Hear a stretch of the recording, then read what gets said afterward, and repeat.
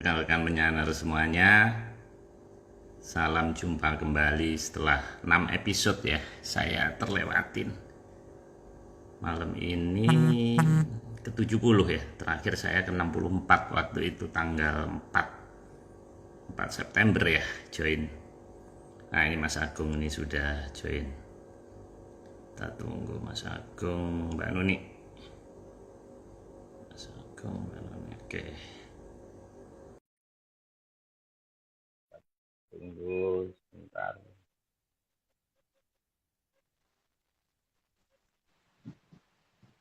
Halo Pak. Halo. Halo Mbak Nuni. Halo. Halo Pak Marius, Mas Agung. Halo. Halo. Selamat malam semua. Halo. Masih ingat saya Apakah nggak? suara saya jelas? Dengar. Jelas.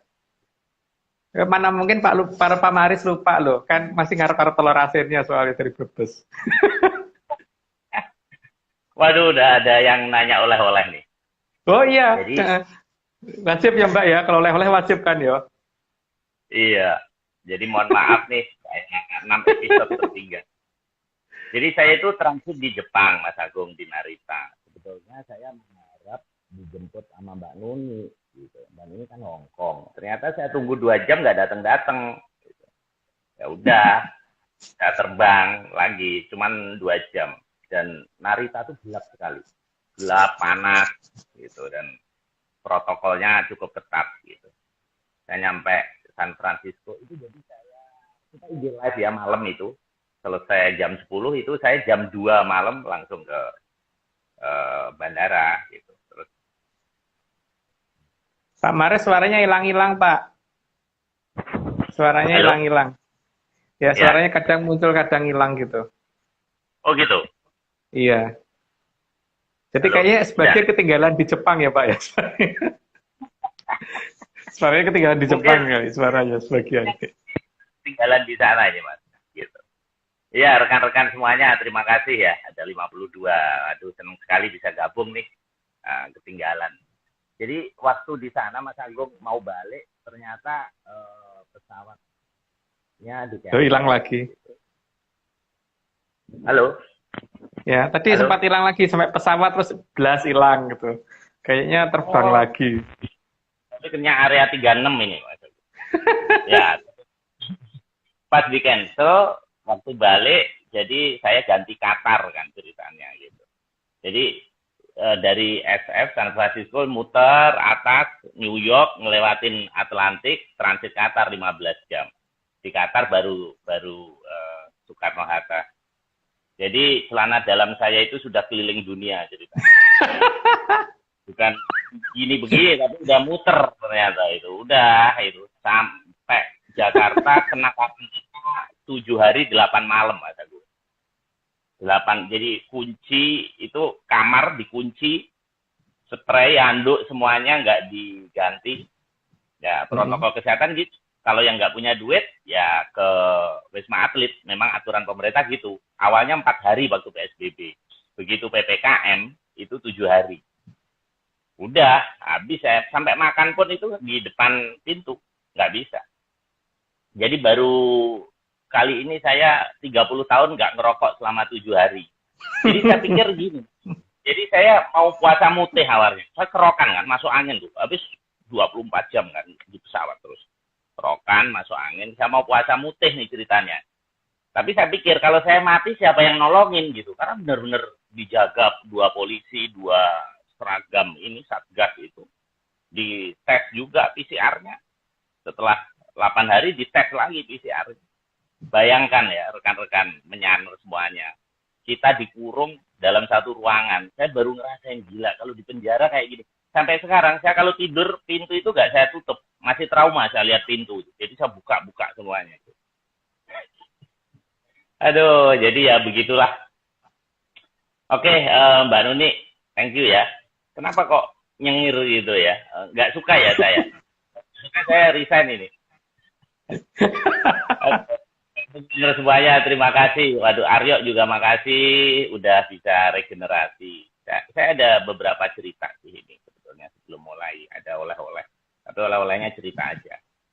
Jadi saya diskusi. Nah, ini aja. Kita sesuai urut cerita ya. Kita pakem kita, rekan-rekan, kita pengen lihat Mas Agungnya open mic. Saya lama nggak lihat open mic nih, Mas. Sampai di mana ini? 46. Kemarin tentang nggak salah ya. Tentang bulan, cuman kemarin itu yang terakhir, yang hari ini Pak, tentang bulan, cuman gambarnya seharusnya bukan itu. Karena gambarnya harusnya kan supaya orang bisa bedain kenapa sih bulan-bulan nggak ini. Tapi sayangnya ya salah bagian editing. Tapi bagus ini. Makin bergizi nih, bagus. Saya belum nonton. Nah, rekan-rekan semuanya silakan follow YouTube channelnya, namanya Open Mic pakai K. Oke. Jadi Mas Agung, waktu saya di sana, jadi ceritanya gini nih. Saya ketemu dengan mahasiswa dari Tel Aviv. Saya kan di Berkeley. Kira-kira 30 menit lah.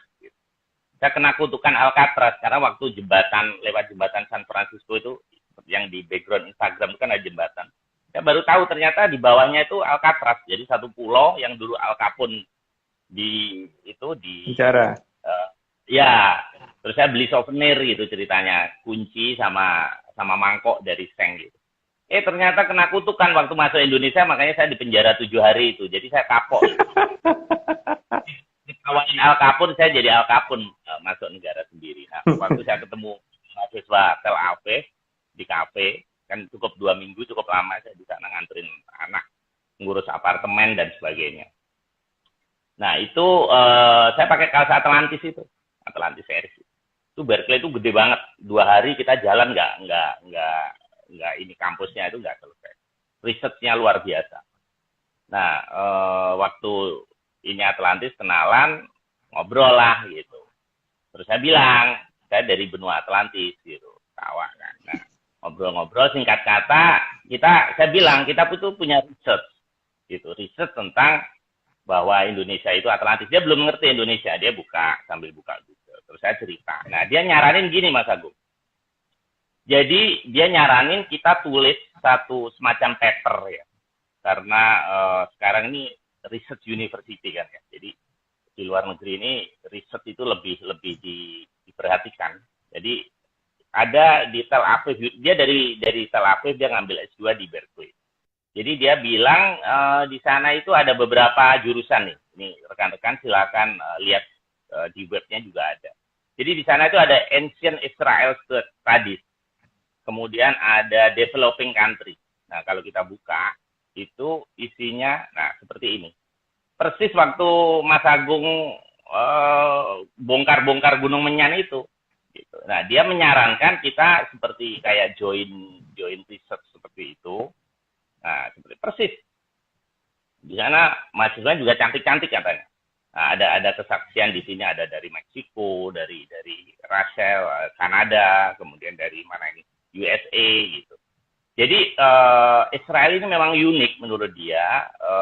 Ada 2 hal nantinya mengenai nenek moyang Israel itu dan mengenai developing country.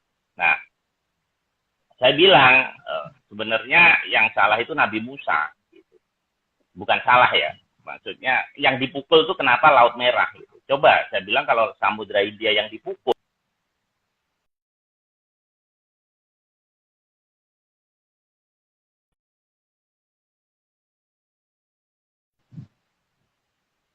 Halo, Muter-muter tadi Pak. Muter-muter ya? Iya, kayaknya nge-lag tadi. Nge-lag ya? Sekarang udah enggak. Nah, tadi sekarang udah enggak. Oke, saya terusin cerita. Seandainya Nabi Musa itu yang dipukul Samudra India, mungkin the Promised Land itu adanya di sini gitu. Nah, dia baru pikir tuh, wah ini menarik ini gitu. Jadi sebetulnya tanah yang diberjanjikan ini di negara gua karena di sini kita punya logam, mineral, punya segalanya gitu. Nah, itu kita punya research-nya gitu. Nah, itu menurut dia kita tulis satu paper, mungkin Mas Nogo nantinya ya. Nanti kita tulis ke beberapa universitas, sebetulnya nggak ke dia, nggak harus ke Tel Aviv University, mungkin karena saya ketemunya orang Israel, dia ngomong itu karena dia S1-nya di sana. Nah, kerjasama karena sekarang ilmu ini sudah berkembang, gitu, sudah berkembang dan menurut dia menarik riset-riset dan kita itu banyak objeknya. Gitu. Kalau mereka kan seperti kan kalau dilihat di sini nih, mereka nggak punya hutan, nggak punya laut, gitu ya lautnya sedikit. Di teorinya Mas Agung itu luar biasa. Cuman memang kita harus meriset ya, harus ada penelitian lapangan sedikit memang harus. Seperti yang dilakukan di Turanggaseta itu bagus sekali. Gitu. Nah saya tunjukin tuh leng-leng Turanggaseta dia amazing. Baru tahu juga ada negara namanya Indonesia gitu. Nah itu aja sih. Oleh-oleh mungkin Mas Nogo nanti bisa nulis cita-cita dulu ya. Kita mau bukukan IG live kita itu kan nanti akan kita bukukan dan kita akan tulis ke beberapa pusat penelitian. Mungkin tahapannya ya tahap pseudoscience dulu. Gitu. Ya, nanti baru pelan-pelan kita akan mengarah ke teknologi. Kalau mereka kan teknologi ya. Oke Mas Agung. Itu aja sebenarnya cerita saya. Nanti ceritanya dikit-dikit ada lagi cerita. Saya ada temuan nama-nama tapi nanti deh. Nanti ini jadi saya narsumnya. Oke, apa-apa, saya sekali-kali. jangan. Nanti Mbak Nuni nanti live nanti. Nah, ini saya dapat kiriman dari Mas Nogo nih Mas Agung. Nih, ini di Cina ya. Nah, ini di Cina ada fenomena aneh. Silakan rekan-rekan lihat di tweet. Oke. Kemudian ada beberapa kiriman dari rekan. Nah, ini. Jadi Mas Agung ini dulu kita sudah ingatkan di ini ya Mas Agung ya di Blue Gedung ya bahwa bahwa daru beksi itu bakal terjadi ternyata sekarang benar. Nah ini beberapa tanggal berapa nih, tanggal 14 September kemarin burung berjatuhan, ada yang di Cirebon, ada yang di Bali ya. Ini bukan karena saya nggak jadi host Mas Agung ya, jadi enggak ya. Oke, mungkin iya loh Pak, mungkin iya. Burungnya ngambek gitu Pak Marius nggak jadi host, pilih bunuh diri semua itu. Saya jadi deg-degan lagi nih, grogi lagi nih Mas, seperti kayak pertama dulu 1 tahun yang lalu. Nah ini kiriman dari Mas Nogo juga. Ini fenomena apa Mas ya ini di Meksiko ini? Ini seperti kayak Jaya Kawijayan. Kayak lampu disco ya Pak ya. Mungkin ya, alamnya lagi pengen disco kali Pak. Ya. Soalnya kalau dijelasin kan tuh dijelasin di yang bagian Jawa Kawijayan waktu itu kan. Memang kan waktunya itu tidak spontan seperti waktu kita bicara gitu. Tapi nunggu aja pasti akan muncul satu-satu. Iya. Nanti kita bahas di Zoom aja Mas supaya materi malam ini tercover. Ini saya kiriman dari Mas Mahfud nih. Nih Mas Mahfud katanya ngelihat kuda laut nih seperti ini. Ya. Oke rekan-rekan, waduh ada Mas Doni, ada banyak sekali ya. Mohon maaf Mas Budi STE, Mas Eko. Wah ini teman-teman lama nih. Saya seperti kayak kembali hidup lagi dari bangkit dari kubur. Oke, Mbak Nuni kenapa jadi diem aja? Biasanya cecek cuek gitu, jadi kelihatannya kenapa? Pengen naksir ini ya, jenggot saya ini ya, karena satu bulan nggak dicukur ya. Oke, Mbak Nuni, silakan Mbak Nuni, udah lewat 10 menit, silakan. Dimulai. Nggak ada suaranya, Mbak. Halo, Mbak, nggak ada suaranya? Halo? Ya, halo? Oke. Ya. Oke, slide pertama. Kain batik adalah kain yang digunakan untuk menutupi bagian bawah badan. Ya, iya. Soalnya kalau dipakai untuk nutupin muka kan nggak bagus, Mbak. Jadi nggak. Fungsinya salah itu. Jadi ya memang untuk bagian bawah. Atau kadang-kadang sih sampai bagian tengah badan. Tapi yang jelas bukan untuk nutupin muka ya, Mbak ya. Nanti lanjut, Mbak. Oke, ada berbagai jenis dan banyak ragam kain batik yang sering digunakan di tradisi Jawa kuno. Dari beberapa jenis kain batik itu kalau digunakan, nanti bandingin deh dengan sisik ikan. Nanti kan mayoritas akan mirip dengan yang sisik ikan, terutama yang bentuknya parang, entah itu parang barong, parang klitik dan sebagainya itu ya. Tapi di sini nanti yang kita bahas bukan yang berbentuk parang ya, tapi yang jelas bentuk-bentuk bentuk batik itu rata-rata kalau dilihat kayak sisik yang miring gitu kan. Kalau ini dipakai secara benar. Oke, lanjut, Mbak. 3. Salah satu kain batik itu bercorak Tirto Tejo, artinya cahaya atau sinar wahyu dari sang air. Mungkin motifnya nggak banyak orang yang mengenal ya Tirto Tejo itu seperti apa, tapi yang seperti ini. Jadi biasanya Tirto Tejo itu ada yang pakai ceplok Garuda dan tidak. Cuman kalau yang kita gunakan memang yang pakai ceplok Garuda, dan itu ada hitungannya, jumlah sayapnya harus berapa, terus jumlah ekornya harus berapa gitu kan untuk ceplok Garudanya. Sedangkan Tirto Tejo sendiri bentuknya seperti itu ya, yang kita namakan Tirto Tejo. Dan ini saya juga bukan saya yang namain, tapi memang kalau kita ke Jogja dan Solo nyari Tirto Tejo dapatnya seperti itu gitu. Cuman biasanya masalahnya bukan karena nama Mas Agung Bimo Sutejo, Mas, bukan karena itu ya. Termasuk mungkin, Pak. Termasuk itu. Mungkin iya loh, Pak. Siapa tahu loh. Gitu, Pak. Kan biar boleh kan. Gitu, Pak. Oke, Mbak, monggo lanjut, Mbak. Selain dengan ombak yang cukup besar. Ya, kalau ombaknya kecil kan harusnya penggambaran gelombangnya itu agak datar ya. Ini kan tajam-tajam gitu, tajam-tajam atas, Pak. Naiknya tajam, turunnya tajam gitu loh. Jadi kelihatan banget itu bentuknya kayak gitu loh. Dan Tirto sendiri kan artinya air ya. Jadi Tejo tadi udah dijelasin artinya cahaya.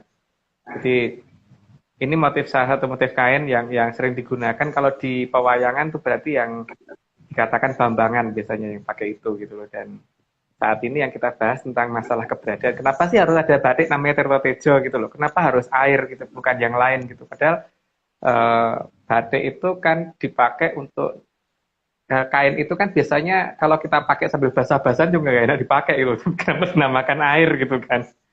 Gitu. Oke, monggo dilanjut, Mbak. Slide kelima, sebagai tanda begitu berharganya aliran Tirto Tejo tersebut, maka ditunjukkan dengan digambarkannya lambang ceplok Garuda, yang berarti bahwa Sang Hyang Bathara Wisnu ikut menjaga aliran tersebut. Dan aliran ini juga yang sudah tersebutkan dalam serat Jongko Joyoboyo. Mungkin sudah cukup jelas ya, bahwa kendaraan dari Sang Hyang Bathara Wisnu kalau di pewayangan. Jadi pada dasarnya kan ini anggap aja dongeng dulu ya. Jadi anggap aja saya itu mendongeng, dan dongeng itu berarti kan tidak wajib dianggap benar gitu. Jadi kalau yang anggap benar ya aneh gitu. Yang jelas penggambaran Garuda yang ada di jarik tersebut atau di sinjang tersebut atau di kain tersebut itu menunjukkan keberadaan terahnya Bathara Wisnu yang ikut menjaga daerah itu gitu harusnya. Dan ini seharusnya mulai dipertanyakan kenapa ada motif itu gitu loh. Nggak ada loh motif srengenge gitu, nggak ada kan. Motif Jupiter gitu nggak ada. Motif Pluto itu juga nggak ada. Yang gede-gede itu nggak ada. Atau motif gitu juga nggak ada. Tapi kenapa yang dicari kok motifnya air gitu. Motif samudra pun nggak loh. Motifnya motif yang seperti itu gitu. Jadi kan ini berarti menunjukkan bahwa ada aliran misterius yang harusnya kita cari di mana. Lanjut, Mbak. Slide ke-6. Dalam lakon pewayangan, tokoh Sang Arjuna lah yang digambarkan memakai corak Tirto Tejo, karena Raden Arjuna yang berhasil membuka pertama kali aliran rahasia tersebut, seperti dalam lakon Babat Wonomarto. Dalam cerita Babat Wonomarto memang diceritakan tentang bagaimana Pandhawa itu membuka hutan Wonomarto, yang kemudian nanti berubah menjadi Keraton Ngamarta. Yang keraton itu tadinya dibikin oleh Bathara Indra, terus dititipkan ke bangsa Kajiman sampai pada saatnya harus dibuka, dan salah satu pembukaan itu kan termasuk dengan pembukaan aliran sungai yang mantan kali ya, bukan untuk Kalimantan, mantan kali yang tadinya tidak terlihat jadi terlihat itu Mbak. Jadi ya begitu dulu, mau dilanjut daripada kebablasan. Oke. Maka Raden Abimanyu yang merupakan putra dari Raden Arjuna juga menggunakan corak Tirto Tejo sebagai penanda yang melanjutkan melindungi aliran suci tersebut. Ini nanti akan satu garis kan setelah Arjuna ada Parikesit dan seterusnya itu menggunakan Tirtotejo semua. Jadi dimulai dari Arjuna ke bawah itu begitu seharusnya. Cuman penggambaran motif Tirtotejo yang ada di wayang kulit dan di batik zaman sekarang beda, tapi ada penamaan yang sama dan kemudian ada corak yang pada dasarnya itu adalah menunjukkan keberadaan air itu. Oke, lanjut Mbak. Slide ke-8. Sampai ke cucu dari Raden Arjuna yang bernama Parikesit juga menggunakan kain Tirtotejo sebagai tanda penerima estafet yang menjaga aliran suci tersebut. Kebablasan kan saya akhirnya sudah nyebut Parikesit dari tugas tadi. Harusnya kan sekarang nih kalau nyebut Parikesit. Gitu Mbak. Ya, tapi memang itu satu garis kan, berarti memang satu terah, satu ini. Jadi nanti kan di bawah Parikesit dan seterusnya itu sampai dengan di zaman sekarang seharusnya. Cuman sampai pada zaman kerajaan zaman sekarang itu justru malah batik parang yang digunakan oleh sang raja rata-rata, bukan Tirtotejo. Nah itu jadi sejak kapan itu berhentinya, itu seharusnya kita sudah mulai mencari di zaman apa sih Tirtotejo mulai tidak dipakai lagi untuk penobatan raja dan sebagainya gitu. Itu bisa diurut sih sebenarnya di beberapa serat lama seperti serat Kondobuwono dan sebagainya itu. Monggo lanjut, Mbak. Slide 9. Maka dari pihak Kadewatan juga menurunkan Wahyu Cokroningrat untuk mengemban tugas dalam mengamankan aliran suci ini. Itu daerah yang sangat luas dan sangat panjang, lebar dan panjang ya. Berarti kan total luasnya itu luas banget gitu. Jadi kalau manusia biasa mengamankan itu nggak bisa, memang harus ada bantuan dari Kadewatan. Itu versi saya ya, tapi nggak tahu kalau misalnya ada yang sanggup untuk melindungi itu sendirian, itu ya nggak ngerti. Tapi yang jelas dalam cerita pewayangan kita begitu. Jadi yang menjaga itu pasti yang ketempatan Wahyu Cakraningrat. Kalau enggak ya enggak akan ketempatan itu gitu loh. Oke Mbak, monggo dilanjut. Slide 10. Sehingga setiap keraton utama yang ada pasti akan berada di tepi aliran Amertasari ini, dan ini dipakemkan dalam bentuk pola gunungan yang menunjukkan adanya aliran yang disembunyikan. Jadi kalau ada kerajaan yang digambarkan jauh dari aliran itu, layak dipertanyakan sebenarnya itu dekoy atau bukan gitu. Pada dasarnya itu yang harusnya kita mulai berpikir. Karena dari beberapa cerita di pewayangan aja diceritakan bahwa pakem pedalangan itu menunjukkan bahwa yang namanya keraton itu ngayunaken Bandaran Agung atau menghadap ke arah pelabuhan, dan pelabuhan itu airnya harus besar, bukan nggak mungkin depannya got gitu, atau nggak mungkin cuma parit gitu juga nggak mungkin gitu kan. Jadi kalau ada keraton jauh dari aliran tersebut, jadi kalau sungainya cuma tidak sampai dalam hitungan 5 km lebarnya, itu berarti layak dipertanyakan sebenarnya keratonnya itu dekoy atau bukan gitu ya. Kalau saya begitu ya, tapi kalau orang menganggap bahwa itu keraton besar karena menghadap sungai yang sungainya cuma 1 kilo gitu, itu ya lebarnya 1 kilo misalkan, itu ya sudah, itu asumsi kan masing-masing. Kalau saya nggak percaya gitu. Monggo lanjut Mbak. Oke, slide ke-11. Penggambaran leluhur yang menerima Wahyu Cokroningrat selalu digambarkan sebagai satria yang sangat ganteng. Ya, itu kayak Pak Marius itu loh Mbak, contohnya Pak. Kan ganteng banget itu. Itu penggambaran yang paling cocoknya Pak Marius gitu. Nah, itu cocok kan?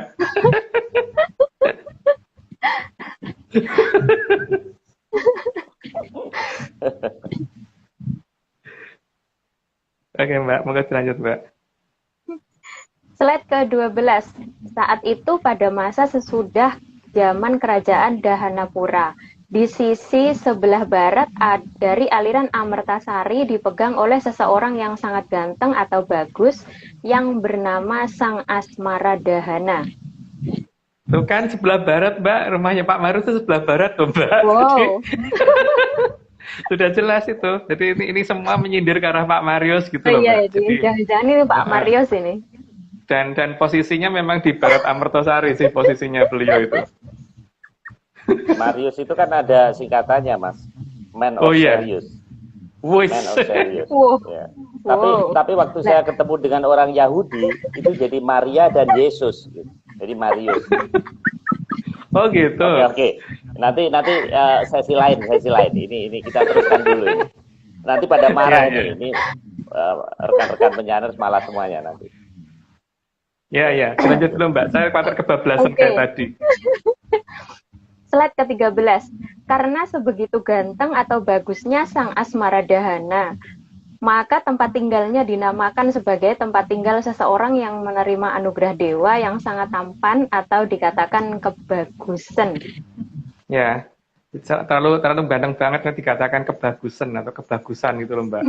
Itulah nama tempat itu kan seharusnya adalah nama yang nggak jauh dari Sungai Berantas gitu, Sungai Amertasari itu, karena pernah dipakai untuk tinggalnya sang Raden Asmaradahana sebelum menjadi adipati. Gitu Mbak, mau dilanjut. Itu Mas Agung di Lenteng Agung tempatnya Gus Dur itu namanya Kebagusan Mas Agung. Nah itu mungkin namanya mirip aja Pak. Mungkin namanya mirip aja. Kebetulan tapi ya Mas. Ya enggak, cuman kebetulannya tuh urut dari utara sampai selatan Pak sayangnya. Gitu. Silakan. Oke, lanjut Mbak. Oke, slide ke-14. Dalam menjaga irama kehidupan dan kasih sayang di alam raya ini, Sang Asmaradahana dibimbing langsung oleh Sang Hyang Batara Kamajaya dan Sang Hyang Batari Ratih dari Kahyangan Cakra Kembang. Mungkin nggak perlu dijelasin itu ya, karena memang itu kan Kahyangan Cakra Kembang itu adalah kayangannya tempat Sang Hyang Batara Kamajaya dan Sang Hyang Batari Ratih. Kalau suku kayangannya kan yang dikenal oleh kita ada dua yang paling gampang dilihat dari bumi. Kaki kayangan loh ya, bukan ngomong kayangannya ya. Itu bulan sama Venus kan, yang seharusnya yang itu sebagai kaki kayangan Cakra Kembang. Yang di sana, yang di atas. Kalau yang di bumi kan puncak Dwarawati ya. Seharusnya di puncak Dwarawati Gunung Wilis. Ya lanjut Mbak. Oke.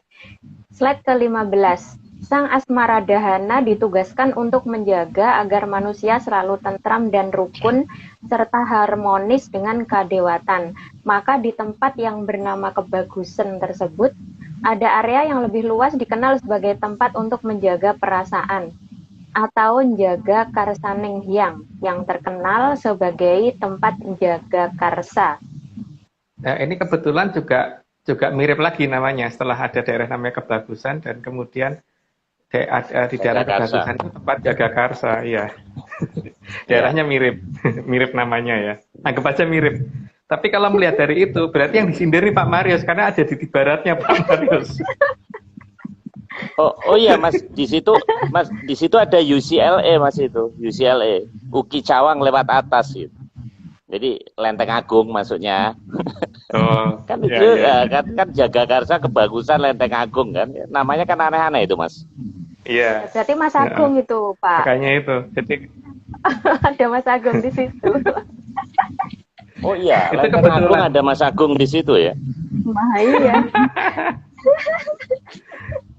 Tapi saya tidak di barat Pak, saya di timur sayangnya. Jadi kan itu masih menyangkut menyindir Pak Marius semua itu. Karena yang dibicarakan di sini ada di barat Berantas, bukan di timur Berantas, Pak.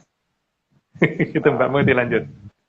Jadi ingat ya, jadi seharusnya nama-nama itu ada di barat dari Sungai Berantas atau di aliran barat dari Amertasari. Itu harusnya ada nama daerah yang namanya Kebagusan dan ada daerah yang namanya Jaga Karsa. Saya ngomongnya yang jaga lah, jadi pakai N depannya, bukan Jaga Karsa, yang Jaga Karsa. Dan ada daerah yang namanya Kebagusan. Saya nggak ngomong Kebagusan loh, Kebagusan. Oke lanjut Mbak. Slide 16. Maka daerah tempat Sang Asmaradahana yang lebih dikenal sebagai Adipati Kulon, Amertasari, dinamakan Keraton Kembangan atau Keraton yang penuh bunga, yang kadang disebut puri yang banyak kembangnya. Karena tempatnya tempat turunnya Sang Hyang Batara Kamajaya sama Sang Hyang Batari Ratih, dan memang ya beliau itu senang dengan hal-hal yang sifatnya seperti itu. Maka keratonnya banyak taman bunganya gitu Mbak. Jadi dinamakan Keraton Kembangan. Nah, keraton itu dalam bahasa lain namanya puri kan. Jadi kalau ada nama puri yang belakangnya ada nama kembangannya itu, berarti itu ada di barat Berantas itu harusnya. gitu Pak ya. Marius lagi. Tapi Pak Marius lagi, makanya kemarin Pak Marius kembangnya banyak tuh. Puri kembangannya Pak Marius kan. Puri Kembangan berarti sebelah kebon jeruk sana, Mas. Ya, nanti kan ada penjelasannya Pak. Oh, Setelah Jadi- ini, Pak. ya. Ya Mbak, lanjut. Oke. Keraton Kembangan ini sangat memukau masyarakat saat memasuki wilayah kebun atau kebun bagian dalam yang dikatakan sebagai kebun dalam atau kebun jero. Ya, kebun dalam kan ngomongnya kebun jeruk. Tapi ingat loh Mbak, kalau orang Jawa Barat itu biasanya kalau ngomong kebanyakan huruf K di belakang. Jadi kalau ngomong kebun jeruk, berarti ngomongnya kalau di kita kalau di Jawa Tengah, Jawa Timur kan ada awalan N di depan atau ngomong Bandung gitu kan. Ngomong jeruk gitu. Tapi kalau orang Jawa Barat dan orang daerah Sunda dan Betawi biasanya beda, mereka ada penambahan huruf K di belakang gitu. Jadi kalau misalkan kebo jadi kebo gitu. Jadi kalau jero ya jero ya Jeruk. mesti ngomongnya jeruk. Nah, gitu kan, berarti Kebun kebun jeruk. jeruk. Iya. Tapi itu nama berarti mirip loh ya. Tapi itu nama-nama yang seharusnya ada di sangat dekat dengan Sungai Berantas. Lanjut Mbak. Jadi sebetulnya bukan buah jeruk dong, Mas ya. Maksudnya jeruk Bukan. ini dalam ya. Bukan Ya, jeruk dalam. buah ya. Bukan, dalam. Kebun bagian dalam itu bagus banget gitu loh. Kebun jeruknya bagus banget. Kebun jeruknya bagus banget Oh, gitu. ya, ya. Oke, nggak dilanjut Oke. Mbak. Slide 18. Sementara di sisi timur dari aliran Amertasari dipegang oleh seorang adipati yang lebih sepuh yang bernama Adipati Wurawari. Tapi ini timurnya timur agak selatan Pak, jadi bukan mengarah ke tempat saya loh ya. Jadi mengarahnya masih belum minder saya. Jadi ada Adipati Wurawari yang di timur Berantas di zaman yang bersamaan dengan Sang Asmorodahono. Lanjut Mbak. Slide 19. Sang Adipati sering dijadikan rujukan dan pusat mencari nasihat oleh Sang Mahaprabu Bandung Bondowoso. Maka Kadipaten tempat Sang Adipati Wurawari dinamakan Kadipaten Panjer atau Kadipaten Pusat. Kita coba pelajari cara orang Jawa Tengah sama Jawa Timur dan Jawa Barat bicara ya Mbak ya. Kalau orang Jawa Tengah itu kalau ngomong 1000 kan sejing, ya kan Mbak, sejing. Kalau orang Jawa Barat ngomong dan Jakarta itu kalau ngomong 1000 kan seceng, gitu ya. Ya. Jadi kalau di huruf C di Jawa Tengah itu berarti huruf C di Jawa Barat kan Mbak. Jadi kalau dikatakan Kadipaten Panjer itu jadi Kadipaten Pancer kan. Pancer. Ini slide selanjutnya Mas Agung, kebablasan. Oh iya toh. Oh iya kebablasan. Ya wes lanjut dulu Mbak. Oke, lanjut dulu. Slide 20. Dalam bahasa Jawa, huruf C kadang dibaca J. Maka panjer itu kalau di Parahyangan akan dibaca pancer atau pancar. Ya. Ya tadi kebablasan ternyata. Bener itu diingetin Mbak. Jadi ini ada di selatan rumah saya ya, seharusnya itu Gunung Kadipaten Pancer itu atau Kadipaten Pancar ini. Jadi seharusnya disitulah Adipati Wurawari ada di sebelah barat Berantas gitu. Monggo dilanjut Mbak. Slide 21. Posisi Kadipaten Panjer dan Kadipaten Kembangan ada di timur dan barat dari aliran Amertasari dan sama-sama bertugas untuk melindungi aliran tersebut. Maka tidak mungkin mereka pernah berperang. Sehingga cerita perang antara keduanya itu harus dipertanyakan kebenarannya.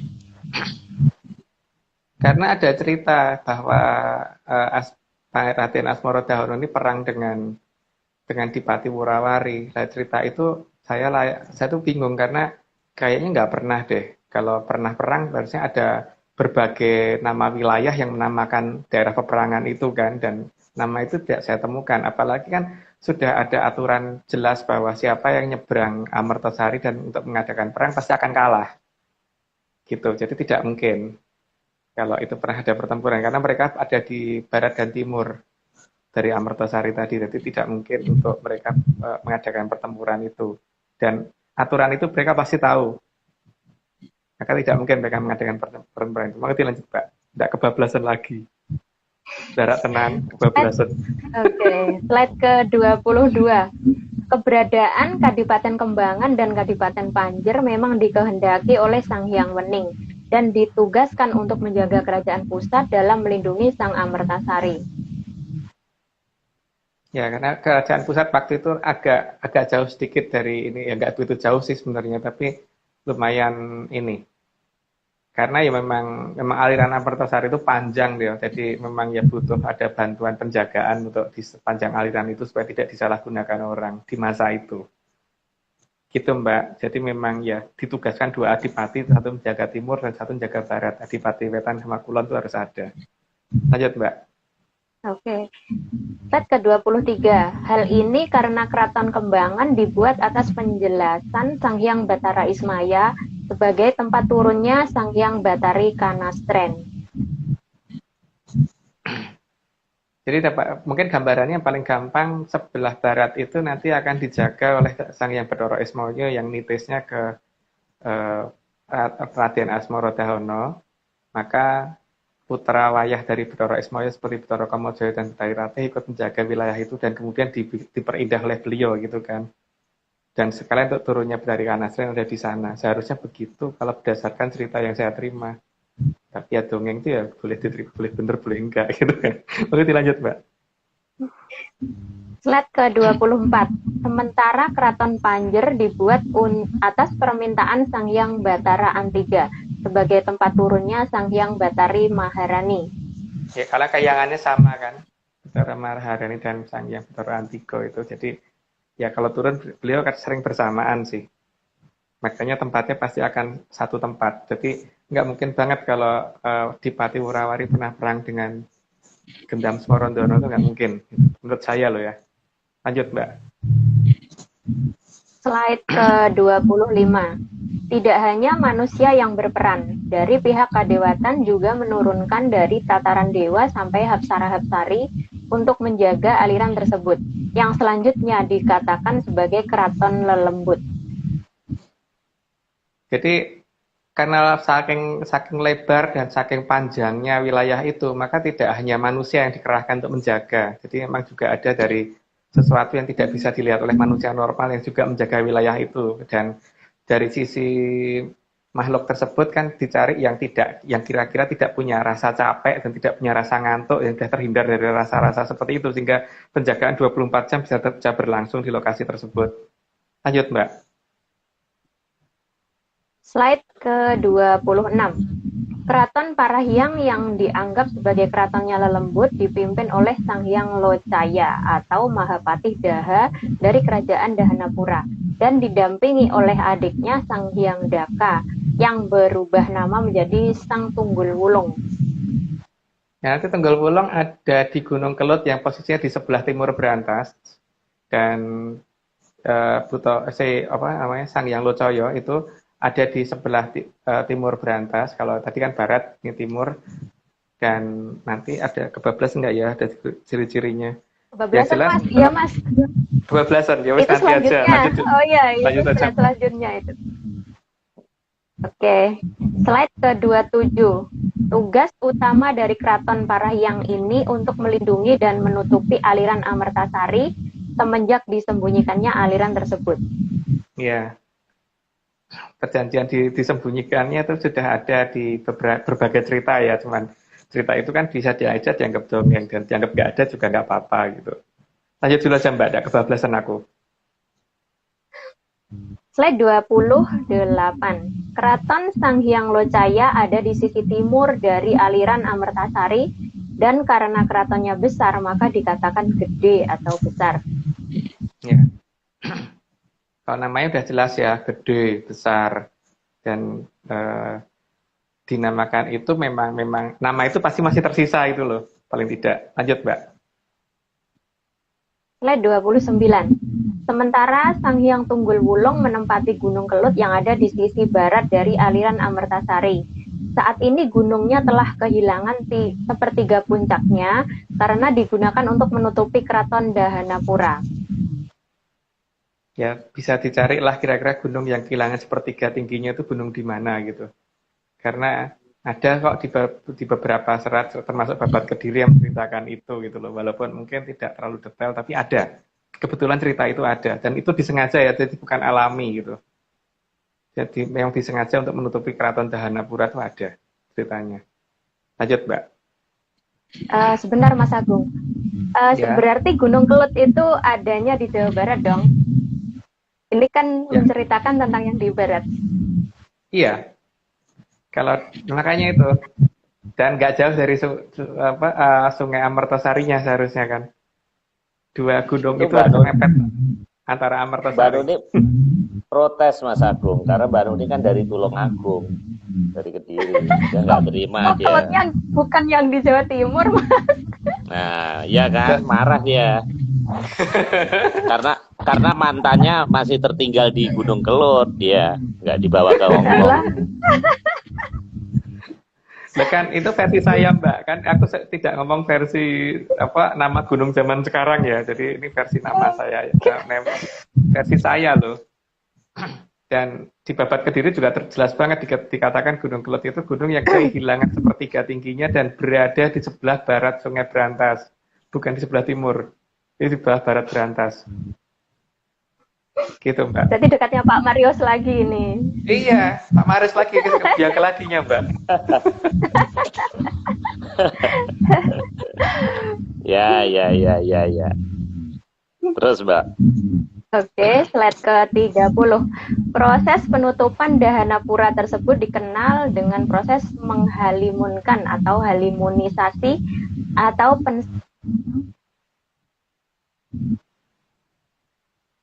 Hilang suaranya, Mbak. moksa. Halo? Ya, bisa diulangi lagi, Mbak. Oke. Suaranya.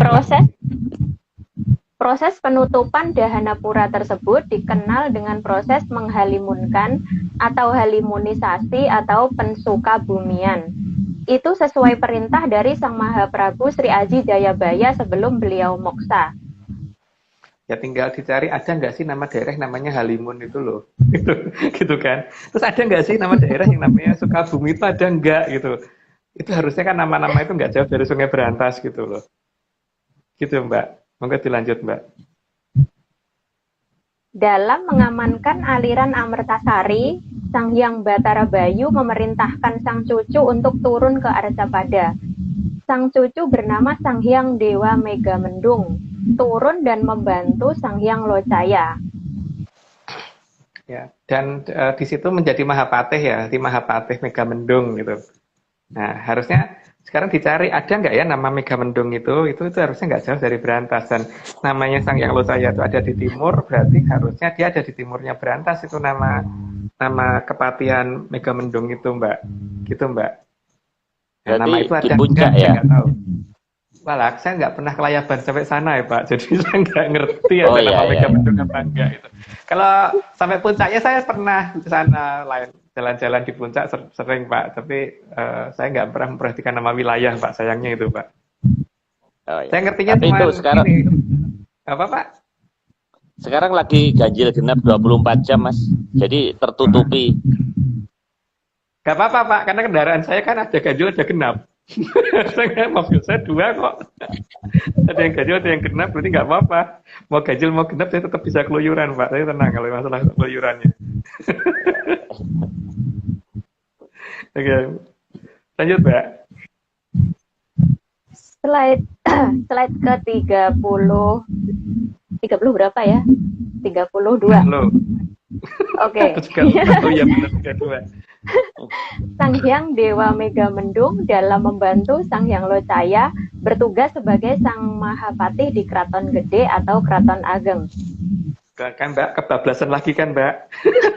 Kepatihan Megamendung itu ada di membantu di Kraton Gede atau Kraton Ageng, tempatnya Sang Hyang Locaya. Jadi saya kebablasan lagi, berarti itu harusnya ada di sebelah timur Berantas. Gitu. Kalau ini Mbak Nuni, ini Mas Agung ini, Kraton Agung harusnya, ini salah ini Kraton Ageng. Mas Nogo salah nulis ini kayaknya. Kraton Gede, Pak, Kraton Gede. Kan tinggal dicari yang pakai nama gede yang mana gitu kan, Pak. Masalahnya. Dan gede beneran gitu loh, bukan hanya gede-gedean, gede beneran gitu. Gitu. Kalau ada nama gede ya itu berarti nggak jauh dari sebelah timur, berarti ada di timur berantas gitu. Oke, lanjut Pak. Oke, 33. Selain Mahapatih Megamendung, seorang dewi yang bernama Nyi Ageng Maya Rukmi juga ditugaskan menjaga aliran tersebut. Mbak, ini kalau Pak Marius ketemu mesti naksir itu, karena cantik banget itu. Monggo dilanjut dulu Mbak. Enggak, saya naksir Mbak Nuni aja lah, yang ada aja. Ini Mas ya, saking Iya, cantiknya saya minta kita jadi blur ini. Saya blur emang sengaja minta di blur, jangan di ini, karena kalau diekspos nanti enggak jadi pembicaraan banyak orang. Lanjut Mbak. Slide ke-34. Nyi Ageng Maya Rukmi adalah perwujudan dari Sang Hyang Dewi Mayangsari yang merupakan putri dari Sang Hyang Batara Indra. Ya makanya kan putrinya Dewa kan pasti memang nggak ada yang jelek Mbak, ini cantik banget. Makanya saya blur supaya Pak Marius nanti cek, mau menggeser slide-nya gitu. Kalau nggak mesti geser slide-nya gitu terus. Minggu depan baru jelas. Minggu depan jelas Mas. Minggu ini masih belum. Masih blur.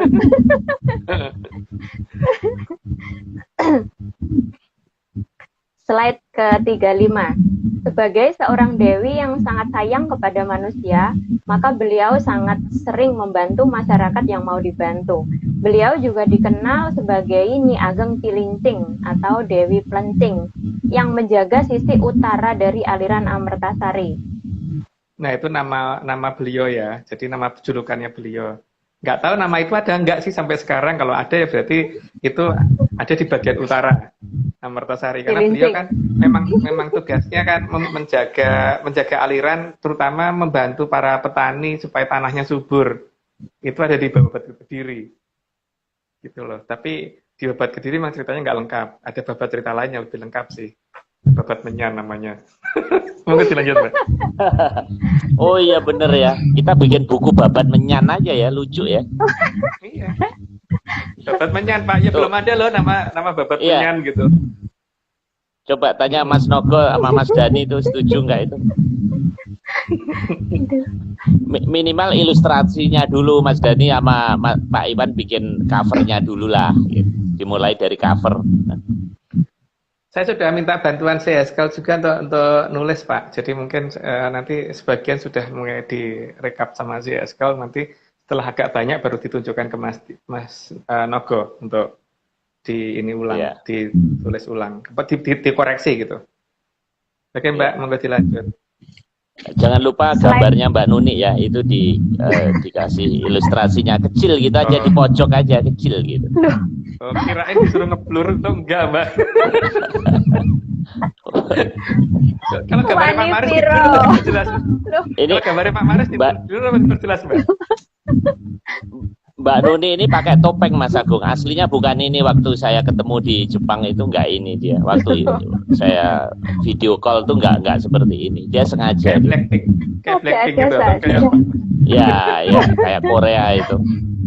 Nyamar. Korea atau Korea, Pak? Kroya. Ya, Kroya. Oke, lanjut, Mbak. Slide ke-36. Sementara di selatan dari aliran Amertasari dijaga oleh Sang Mahaprabu Gentar Bumi yang ada di barat selatan aliran atau barat daya. Ya, itu nggak tahu juga itu nama itu ada apa enggak. Kalau ada ya anggap aja kebetulan gitu loh. Kalau ada harusnya daerah utara agak Sukabumi, Pelabuhan Ratu agak ke utara itu harusnya. Monggo dilanjut, Mbak. Sang Mahaprabu Gentar Bumi merupakan Mahaprabu dari Kerajaan Medanggana. Beliau memilih menjaga aliran sisi selatan agar dekat dengan putrinya, Sang Dewi Kadita, yang menjadi Mahapatih di Keraton Atlantis. Ya, yang karena Nimas Angin-Angin tidak pernah keluar, maka beliau yang akhirnya memegang kekuasaan selama Angin-Angin tidak mau masih dalam talak broto ya. Nah, sampai dengan hari ini kan, tapi sampai dengan hari ini berarti masih dipegang Dewi Kadita untuk sementara ini. Tapi nggak tahu sampai kapan. Monggo lanjut, Mbak. Slide ke-38. Maka tempat bertemunya Sang Mahaprabu Gentar Bumi dengan putrinya yang merupakan ratu penerusnya di Medanggana sering disebut pelabuhan tempat Sang Ratu. Saya nggak tahu nama itu ada apa enggak itu loh. Nama pelabuhan ratu itu ada apa enggak. Tapi yang jelas kan kalau yang jelas adalah seorang anak itu kayak yang datang ke bapaknya kan, bukan bapak yang datangnya anaknya gitu. Yang sowan itu kan pasti yang muda. Makanya yang berlabuh adalah sang putri. Jadi dikatakan pelabuhannya sang ratu datang gitu, tempat sang ratu datang. Cuman nggak tahu nama itu ada apa enggak sih, nggak ngerti deh, Mbak. Mas Agung, kenapa enggak pelabuhan raja, Mas? Kenapa pelabuhan ratu? Kan tadi sudah saya jelasin, Pak. Karena yang datang kan anaknya yang datang ke arah daratan, Pak. Anaknya yang dari arah selatan, datang ke daratan, datang ke sini kan berarti tempat berlabuhnya beliau kan. Tempat berlabuhnya sang ratu, toh, Pak. Kalau bapaknya yang datang ya berarti tempat berlabuhnya sang raja gitu kan, Pak. Oh ya. Ya. Oke. Tapi nggak tahu loh, Pak, nama itu ada apa enggak, saya nggak ngeh itu. Sampai sekarang belum tahu saya.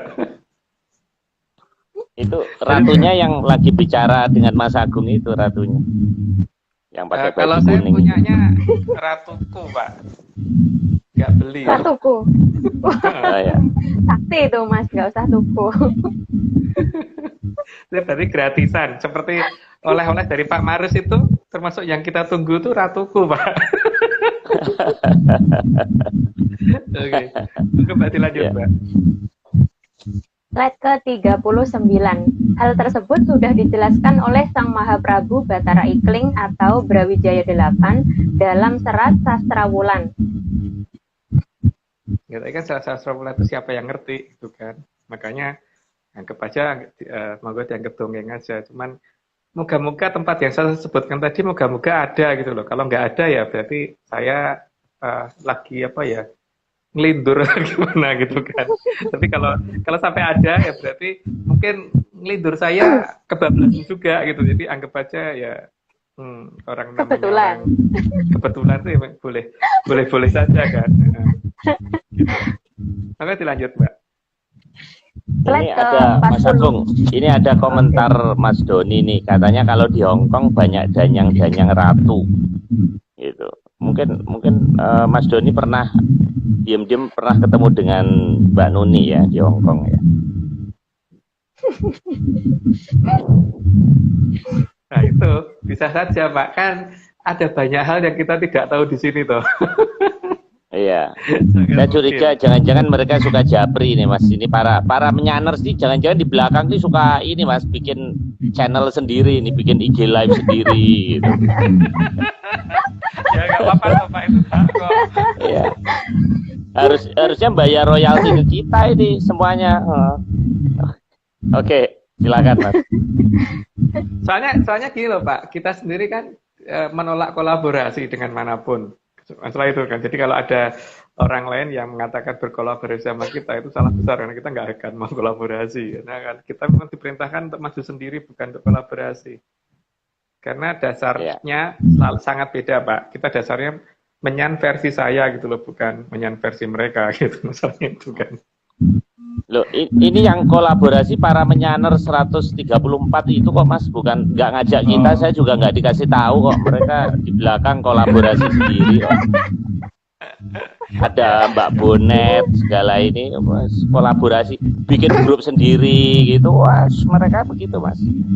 Seru dong. Seru banget, dan itu yang diomongin Mas Agung dan Mas Nogo yang digosipin, jadi sebaiknya nggak usah di situ. Oh, saya jadi tren topik dong di situ.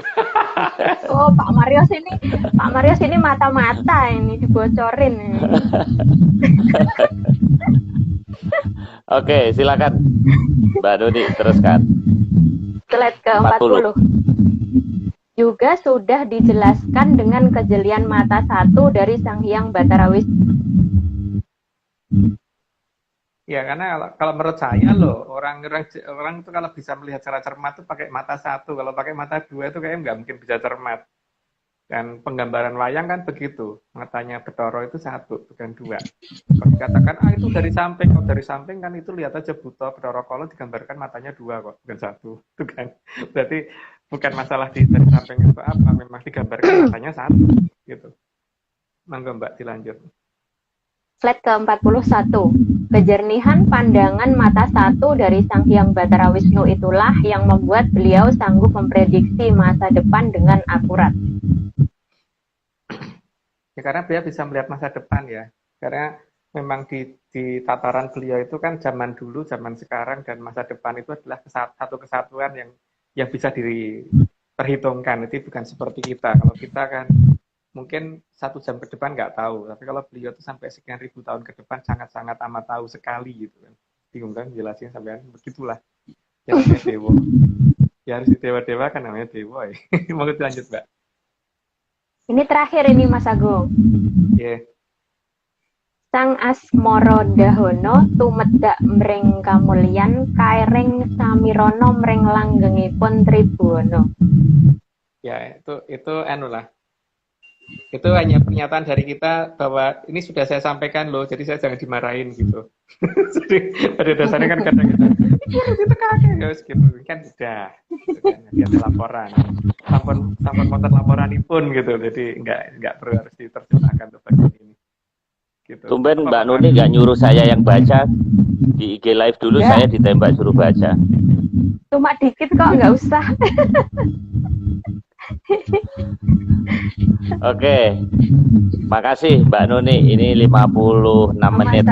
Mas Agung, kayaknya kita lama nggak bersua sama rekan-rekan. Jadi izin Mas Nogo, saya mau invite nanti yang masuk dikirim kaos ya, Mas Nogo ya, dari Jogja ya.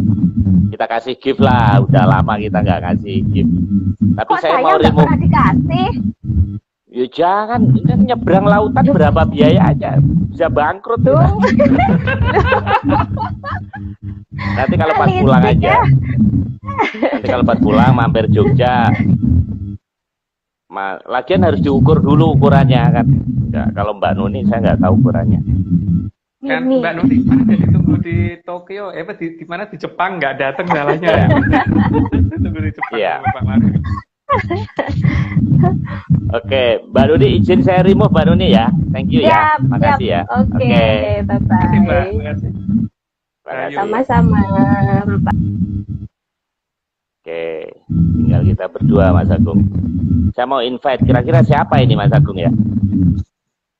Gak tahu. Saya nggak ngerti. Ini cari Pak Mario siapa. Tadi yang paling komentar karena tulisannya tuh kecil gitu ya. Saya coba ya, udah ngawur ini saya ya. Ngawur aja lah. Coba siapa ini yang masuk.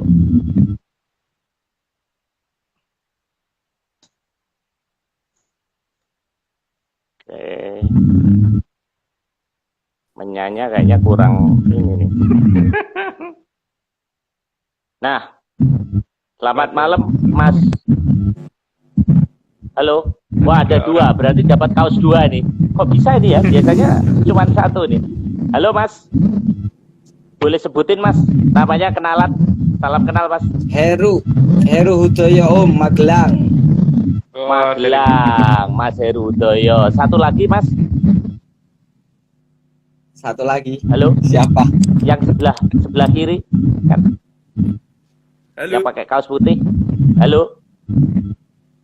Mana? Nggak kelihatan ya? Suaranya ya. Loh, Mas Agung kelihatan nggak? Karena jam 4 nih. Kelihatan. Saya kelihatan. Mas Heru Iya, nggak kelihatan 4. Mas Agung kelihatan, Pak Marius kelihatan. Yang satunya belum kelihatan. Oh, itu dari alam lain Mas ini berarti. Mas siapa ini ya? Wah. Siapa Marius? Udah 6 minggu ya nggak ngelihat Pak Marius. Iya Mas, lagi kulakan penyan Mas, biar apa namanya, biar tetap berlangsung. Tadi kalau ceritanya awal-awal rada miris kayaknya pakai PPKM juga lah ya. Oh iya. Mas Heru ada pertanyaan nggak dengan Mas Agung? Mumpung bisa live ini. Ada yang mau Ini ditanya? tadi banyak sibuk terus kadang masuk kadang keluar karena banyak orderan. Oh. Kerjanya di mana Mas? Apa lagi ngerjain apa? Di Itu belakang apa Mas? Di Di counter Om. Oh, di counter. Wah, keren ini Magelang. Wah. Oke, Mas Heru. Terima kasih. Mas Heru nanti DM Mas Nogo ya. Nanti biar dikirim kaosnya. Tapi nggak bisa Om. cepet karena harus dicetak dulu. Ukurannya apa, Mas? Mas Heru ukuran kaosnya apa? SL boleh. XL boleh.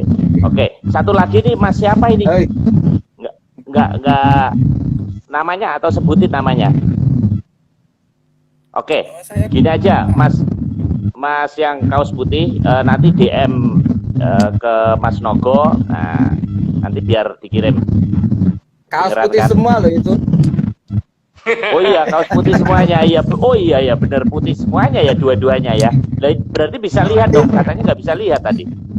Ini Om, mau Pak Marius, Mas Bimo, pengen kalau bikin grup WA gitu gimana untuk Atlantis? Wah, jangan Mas, jangan. Penelitiannya nanti nggak ini Mas, malah nggak jalan nanti. Ada, nah ini Mas Heru, ada grupnya. Nanti DM dengan Mbak Nuni. Nah itu adminnya Mbak Nuni sama Mas Doni. Nah itu silakan ngobrol Atlantis, tapi nggak ada Mas Agung. Nanti Mas Agung nggak bisa nyiapin materi nanti malahan. Nggak, maksudnya biar lebih peka lingkungan kan kita saling share di situ, nggak harus penelitian. Kalau kita nggak penelitian ya siap penelitian pribadi masing-masing dari semua wilayah masing-masing. Ya nanti untuk saat ini nggak dulu. Jadi anggota menyaner aja yang tim intinya ini narasumbernya memang tidak. Memang saya yang nggak membolehkan karena nanti nggak produktif malahan Mas. Karena untuk menyiapkan ini dari mulai scan apa Mas Dani bikin flyer segala itu butuh waktu. Untuk diskusiin flyer aja itu perlu 3-4 hari loh Mas. Jadi nanti waktunya malah habis gitu. Oh ya, tadi ternyata namanya Mas Guruh Beruntung. Tadi kelihatan live gitu. Jadi Mas Guruh Beruntung, Mas Heru bakal dapat door prize kaos. Mas Guruh silakan DM ukurannya. Sun, ya, makasih Mas. Salam menyaners Mas. Menyaners sejati. Oke, ikutin terus Mas saya Agung. Om. Oh iya, matur suwun Mas, matur suwun. Iya. Saking rindunya sama Pak Marius kemarin. Oh iya ya. Ini pacarnya mana Mas? Kok nggak diajak? Nggak diajak IG live biar rame. Pacar siapa? Mas Guru? Mas siapa tadi? Heru. Lupa saya malah. Mas Heru.